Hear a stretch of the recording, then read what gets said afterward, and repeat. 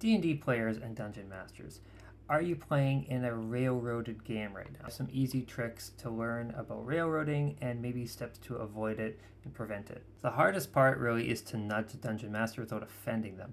So I would actually invite the dungeon master to play in a looser game setting, either run by you or maybe a friend you know who's a dungeon master. Look, if you're running the game yourself for your dungeon master and your table, I'd start with these two things. Write down a setting, and two, just write down a main problem. One big threat, one main problem. That's it. Just stop there. Don't write out any solutions to the problem. That's for the players to solve. Let's suppose you have a temperate coastal village on the beach. A recent tidal wave wiped out the fishing docks and a few homes. So locals believe they saw a monster or a sea creature come out before the tidal wave struck the town.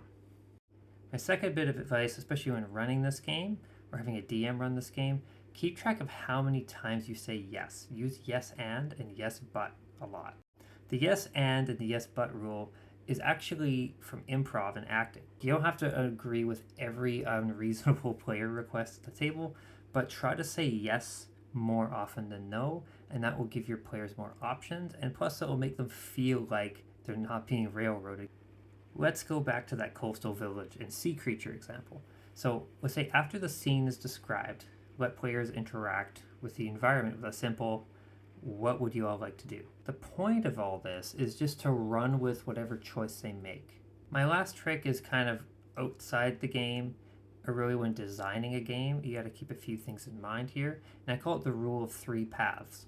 So what the rule of 3 paths suggests is when you're writing an adventure, maybe come up with a few different ideas for players to interact with the scene rather than just one. This will help you anticipate what players might choose and kind of keep your mind open to other options. Do you have a town with quest givers? Look, you don't just have one quest available, you have 3, right? All with competing deadlines, so players must choose who they help wisely. It's totally okay for your game to go off the rails every now and again. Mine sure have, and it's a lot of fun when it happens. So yeah, leave a comment if you have anything to add. What's your experience with railroading like? Have you ever gotten out of a railroading issue? Let me know. Thank you guys, and have a good one.